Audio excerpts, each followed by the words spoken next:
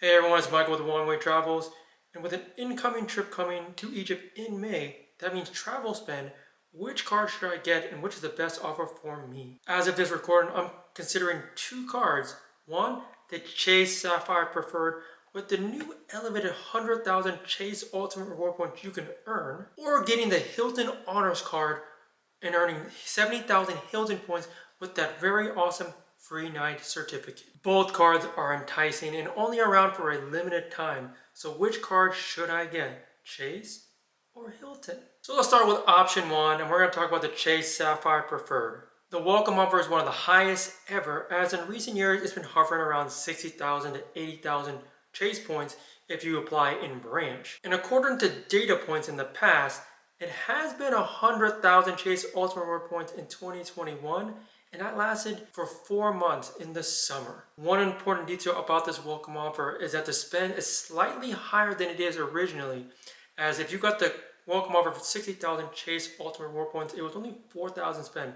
But with this new offer of 100,000 points, you do have to spend $5,000, which is $1,000 more. But let's think about the mathematics here. You're spending $5,000 and getting 100,000 Chase points, or would you rather spend $4,000 and get 60,000 Chase points? That's basically spending, $1,000 more and getting 40,000 Chase Ultimate Reward points? That's pretty good, right? And as for the limited time portion, Chase has not publicly given an end date as of this recording, so that is one thing to know. But as I noted just a second ago, the last time this offer was happening in 2021, it lasted 4 months. So that should give you at least an idea of how long it may last in regards if you want to get this card and this tremendous offer from Chase. And as for why I would want this card, it is mainly for the welcome offer, as I'm literally holding player 2's Chase Sapphire Preferred, as she has this card for us in Team Chase points. And if we do get this card, it's a good transition to transition just to a Chase Freedom card, such as No Chase Freedom Flex or Unlimited. And of course, I already have the Chase Business Inc. Preferred as shown in this video. And of course, I don't want to have two cards, as definitely a bit of overlap. And so the question begs, am I even eligible to get this card? Well, yes and no. So technically I am eligible to get this card, as I've not received actually a welcome offer for the Chase Sapphire Preferred ever. And when I started the game, I did get the Chase Sapphire Preferred in 2017. So it's been more than 4 years to get another Chase Sapphire welcome offer. So technically, as of today, I'm not eligible to get it because I'm not under Chase 2524. I'm actually 724 based on how you denote the curve card on some of the credit issuers, TransUnion or Experian. But in June, I will be under Chase 524 as a couple cards drop off in that month. Meaning if the offer is still available in the summer, I'll be 424. And should I get that card? What do you all think? Let me know in the comments below if you think this card is worth getting for 100,000 Chase Ultimate Reward points if I'm under Chase 524. So my second option, of course, is to get the Hilton Honors regular card here. And the current welcome offer, as I mentioned, is 70,000 Hilton Honors points with that free night certificate, with only spending $2,000 in the first 6 months of having this card. So one detail to note, this is not the highest welcome offer as compared to the Chase Sapphire Preferred situation. On point now, Amex now for the last couple years, especially during the springtime, when they dropped the Hilton Honors card and the Surpass card, they've now included not only with the spend and the points, but that free night certificate.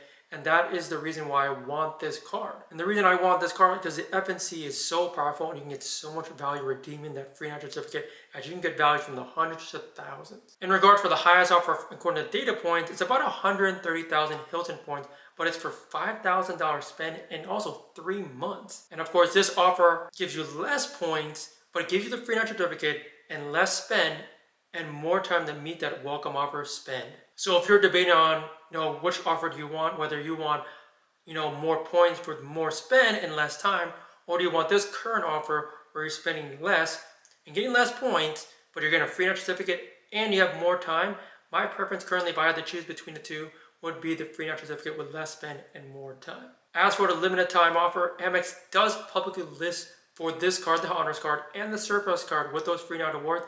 It does end on April 29, 2025.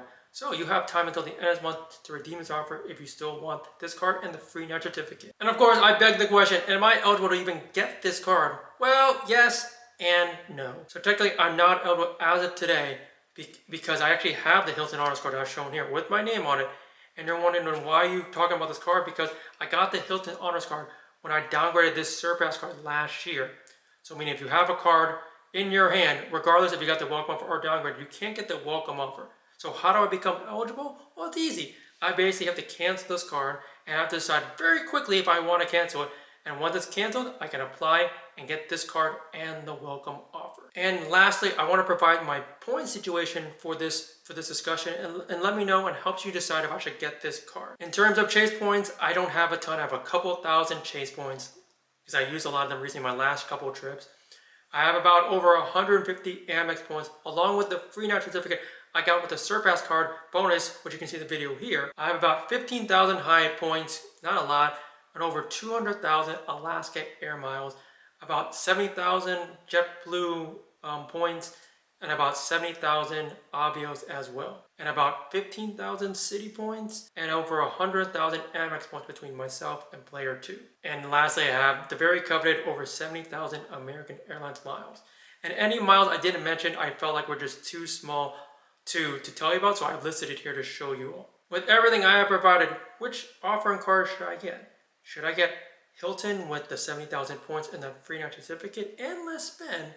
Or should I get the Chase Sapphire Preferred with the transferable currency of 100,000 Chase Ultimate Reward points? Let me know what you all think about the video and what I should get for my situation. And also, if you had the decision between these cards, which one would you get? Anyway, if you found this content useful, make sure to hit that like button, subscribe, share my content going forward. And I want to thank everyone for listening and joining and listening to my content on this video. As I say in all my videos, life is short, travel more everyone. And also make sure to subscribe to my new travel channel, Wong Travels. Got a lot of great content on flight videos, hotel reviews, vlogs, just a ton of great travel content. Anyway, I'll see you on the next one. And stay tuned for some clips from my recent China trip. I'll see you on the next one.